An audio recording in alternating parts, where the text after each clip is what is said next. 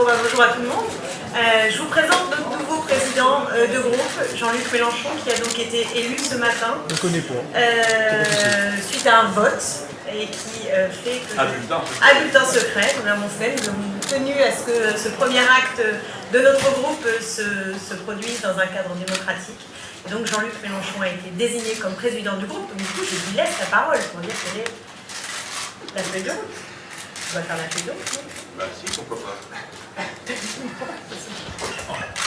Après, bon, vas-y. Tu l'as connu comment? On était à la même Oui, réunion. on était à la même réunion, un peu de choses à vous raconter sur les commissions, non, je pense.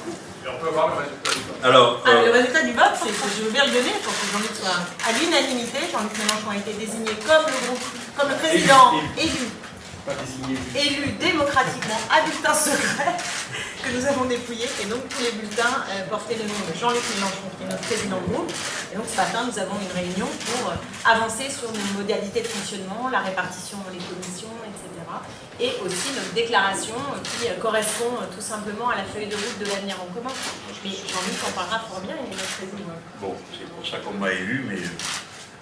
Bon, non, c'est pas pour ça qu'on m'a élu. On m'a élu et il y aura des porte-paroles du groupe et il faut vous attendre parce que ça tourne beaucoup dans les différentes fonctions qu'il y a à accomplir parce que ça correspond à l'idée qu'on se fait de notre travail. Notre groupe a été rejoint depuis le début par M. Jean-Luc Grattenon, député de La Réunion, député insoumis de La Réunion. La discussion qui avait commencé avec M. Moïta Broterson ne s'est pas conclue.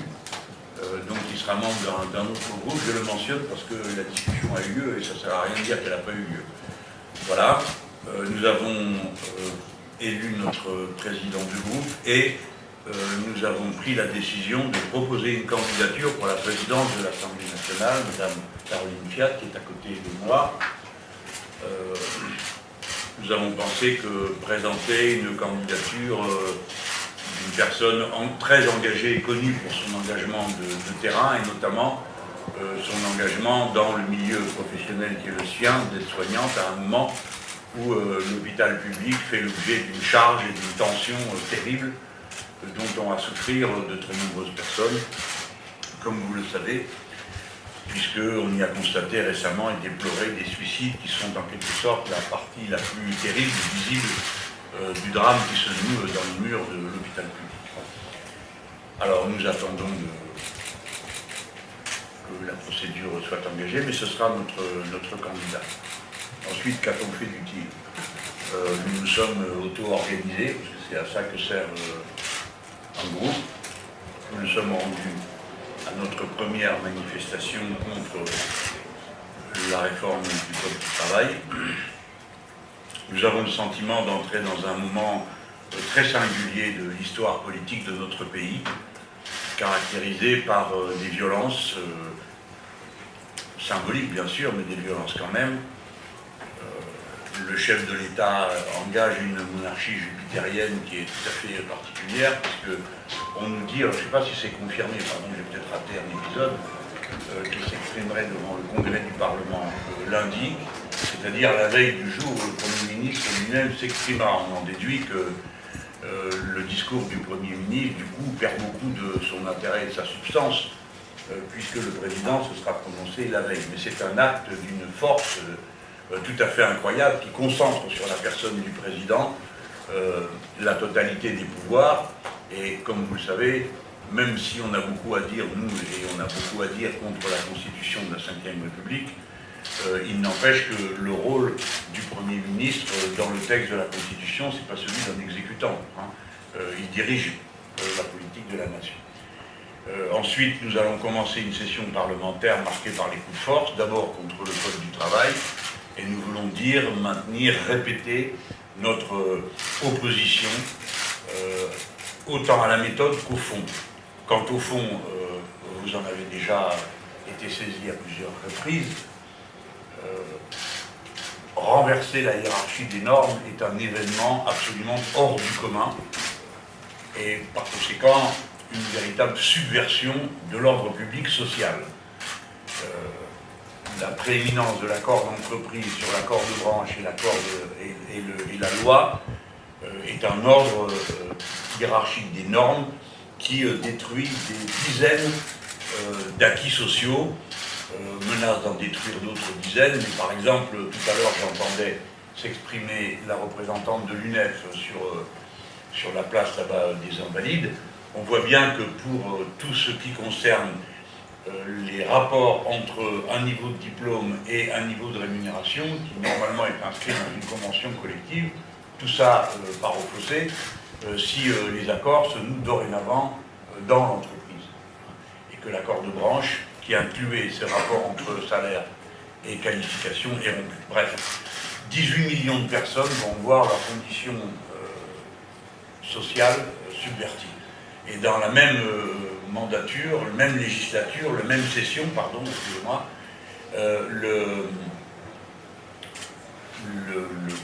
l'état d'urgence serait transposé dans le droit commun. Je ne prends que ces deux exemples, parce qu'il y a deux autres lois qui vont venir, mais ces deux-là constituent deux transformations assez radicales, dans un cas de l'ordre public social, dans l'autre cas des libertés publiques. Ce sont donc des événements de première grandeur qui vont se dérouler sous l'empire de la force et de la rapidité, de l'absence de possibilité d'amender. Voilà. Donc le groupe commence son travail. Nous croyons savoir que nous sommes 8 groupes. Néanmoins, nous considérons que nous serons sans doute le seul groupe à voter tous ses membres contre la confiance au gouvernement. Par conséquent, nous considérons que nous sommes évidemment un groupe dans l'opposition. Notre déclaration de groupe est déposée tout à l'heure, nous sommes en train de peaufiner les dernières lignes. Et cette situation sera sans doute singulière, puisque, à notre connaissance, nous ne connaissons pas d'autres groupes dont tous les membres voteront dans l'opposition, sauf peut-être les Républicains, on a un doute sur la question. Dans cette hypothèse, étant le groupe d'opposition, nous réclamons la présidence de la Commission des Finances, puisqu'il est accepté que l'opposition dirige la Commission des Finances. Viens, Daniel, viens. Voilà, nous sommes presque occupés. Il nous manque le député du Nord, dont un qui paye pour moi au resto. Voilà. Voilà, c'est l'essentiel. Après, pour ce qui est de l'anecdote significative, comme vous le savez, nous rejetons l'imposition des codes vestimentaires qui nous sont imposés, qui ne sont dans aucun règlement intérieur, et nous les rejetons pas seulement parce que nous aurions une prévention particulière contre la cravate, nous n'en avons aucune. Parmi nous, certains la portent, d'autres ne la portent pas, mais nous ne supportons pas qu'on nous indique de quelle manière il serait bien séant de se vêtir. Nous nous sommes vêtus toute notre vie de manière bien séante, et nous continuons à le faire avec ou sans cravate. Mais notre critique n'est pas limitée au code vestimentaire imposé aux hommes. Elle s'étend, et peut-être même elle commence par la critique du code vestimentaire que le droit coutumier de cette étrange assemblée prétend imposer aux femmes. Hein, avec des détails qui manifestent assez le type d'obsession et de névrose qu'avaient les rédacteurs d'un tel code coutumier. Voilà, à propos de la longueur des jupes et des robes, et ainsi de suite, pour ne pas entrer dans des détails supplémentaires. Donc nous nous présenterons sans cravate. Il y a eu dans cette assemblée autrefois des sans-culottes, il y a dorénavant des sans-cravates avec ou sans la cravate. C'est une tradition très ancienne de notre mouvement. Le premier député élu à gauche, donc c'était un socialiste, le maire de Commentry, est venu avec une blouse, et naturellement il a été rejeté, lui et sa blouse. On l'a contraint à porter le vêtement qui à l'époque était le code. Ah, voici les députés du Nord. Un de chaque côté, si vous voulez bien. Voilà. Voici l'Ariège. Il nous en manque encore une de l'Ariège. L'Ariège, la voici, Bénédicte. Cette fois-ci, nous sommes au complet. Les grands derrière, les petits devant. Hein. Bien, Bénédicte. Mets-toi par là, là, il y a une case libre. Bon. Voilà, le rappel de nos illustres prédécesseurs nous donne le courage d'affronter le défi que nous allons poser à ce code vestimentaire. Pour ceux qui aiment remonter encore plus dans le temps, vous apprendrez que les députés du tiers ont refusé, au bout de 2 séances, de porter la tenue austère qui leur avait été imposée, de manière à ce qu'ils paraissent dans leur humilité. Voilà, c'est ce que nous ferons tout à l'heure. Je ne sais pas si j'ai oublié quelque chose. Nous avons des travaux de groupe, on va pourvoir à la constitution de notre bureau de groupe, et tout ça est de médiocre intérêt à cette heure. Nous nous préparons pour une bataille de longue durée cet été. Le gouvernement et le président de la République doivent savoir que nous avons un avis, et même plusieurs.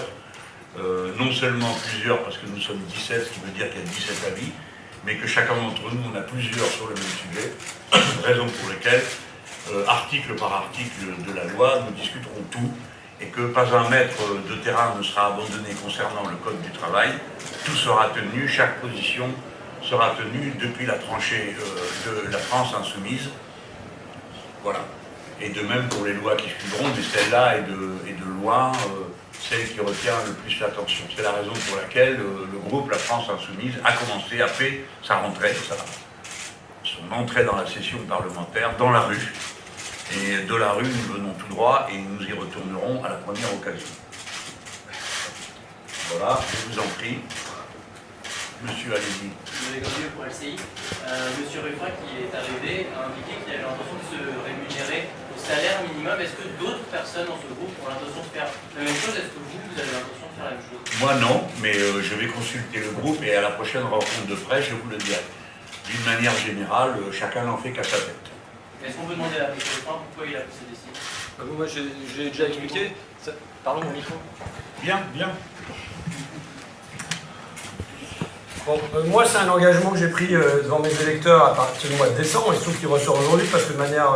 je trouve que ça y est, je suis assemblé, quoi.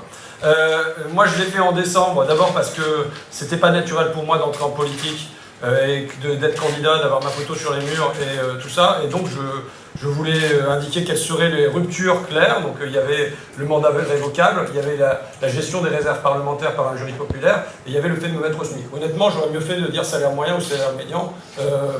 Voilà. Et en même temps, je me suis dit, salaire médian, il va falloir expliquer aux gens ce que c'est le truc médian, quoi.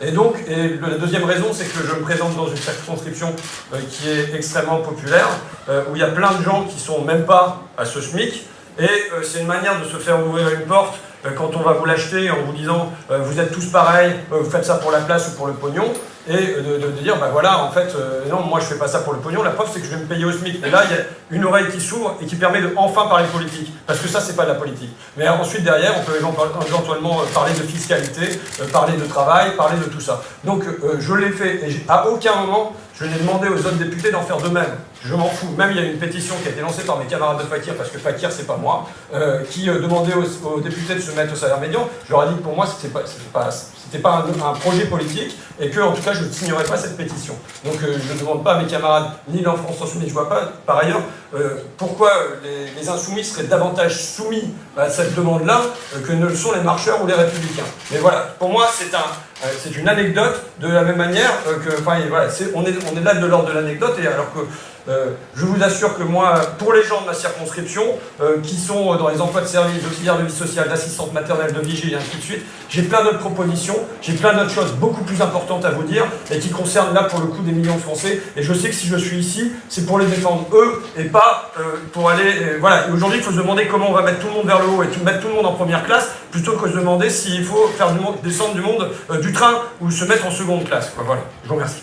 Et on exige tous une remontée du SMIC très Oui, de table. c'est ce que j'ai dit tout de suite quand je présentais ça aux gens. Je disais, moi je me mets au SMIC, mais je demande à ce que le SMIC il soit à 1 500 €. Voilà. Donc, bon, ceci dit, j'ai le train gratuit, je suis content. Excusez-moi, comment vous allez travailler avec les députés communistes qui viennent d'annoncer par exemple qu'ils allaient soutenir la candidature de Caroline Fiat au Perchoir et qui, je crois, ont proposé un groupe de liaison pour des travaux communs? Oui, oui, sûrement. Bon, une autre question? Ben, je vous ai répondu. On va travailler. Ils vous ont proposé un comité de liaison. Voilà. Avez-vous discuté de ça dans votre réunion et qu'est-ce qu'il en est ressorti? Oui, oui, très bien. Donc on va le faire. Oui, oui. Voilà. Bon. Je passe aux première. Pourquoi est-ce que les discussions avec Moët et Breuerson, le député tahitien, n'ont pas abouti? Est-ce que c'est parce qu'il était pas forcément défavorables à voter la confiance au gouvernement. Enfin, Je ne sais pas vous dire. On a eu une rencontre très amicale, très détendue. Notre groupe pouvait être déposé, donc il n'y avait pas d'enjeu à notre rencontre. Moïtaï Waterson est indépendantiste. Nous, on n'a jamais discuté de ça dans le groupe. Personnellement, je ne le suis pas. Pour la Polynésie, le fait colonial est absolument évident. Et nous sommes tombés d'accord sur le fait qu'on se retrouverait sur au moins 3 points, s'il venait dans notre groupe. D'abord, que sa parole serait libre, qu'évidemment la nôtre aussi, notamment sur place, que l'un comme l'autre, puisqu'on était deux dans cette discussion, mais je parle pour tout le groupe là, nous ne croyons au changement de quelque nature qu'il soit en politique que par la voie démocratique. Bon, ce point mérite quand même d'être précisé chaque fois qu'il est question d'indépendance. Donc c'est par les urnes. Qu'ensuite nous étions en accord pour l'idée que quel que soit le projet, par exemple comme l'économie de la mer ou le reste, c'est en faveur et en direction du développement endogène. Hein, il ne s'agit pas de réinventer un nouvel habillage au colonialisme. Et enfin que nous serions fermement ensemble pour défendre la reconnaissance des nuisances liées aux essais nucléaires et la réparation qui va avec auprès des malheureuses populations qui continuent d'en souffrir aujourd'hui. On s'est quittés bons amis. Je ne sais pas quelle a été pour terminer la raison de sa décision, mais honnêtement, c'était pas comment dire, on n'était pas pendus l'un à l'autre. Il n'était pas lui pendu à moi à dire à quelles conditions je peux venir, et puis moi à lui dire au nom de mes camarades, voilà la liste des conditions pour que vous veniez. Donc je ne sais pas vous dire ce qu'il fait, ce qu'il a décidé de faire, mais je lui ai dit, vous venez, vous êtes le bienvenu, vous ne venez pas, vous êtes bienvenu quand même. Voilà. C'est tout, c'est bon? Il y a ce qu'il faut là. Avec le code vestimentaire et les cravates, moi j'ai connu l'époque où les journalistes étaient obligés de porter une cravate. Ah bah c'est bien. Vous en êtes libéré, très bien. Imaginons qu'on ne vous laisse pas rentrer dans l'hémicycle. Bah, on va pas se battre, hein. Vous en avez dans vos poches? Oui. Enfin, bon, écoutez, on fait ce qu'il faut pour que vous soyez informés, et puis après on recommencera, et puis après on recommencera, et puis après on recommencera, parce qu'on a l'habitude de faire comme ça. Et c'est pas, vous savez, il y a des coups, c'est la mer qui se fatigue, hein, pas les rochers. Voilà.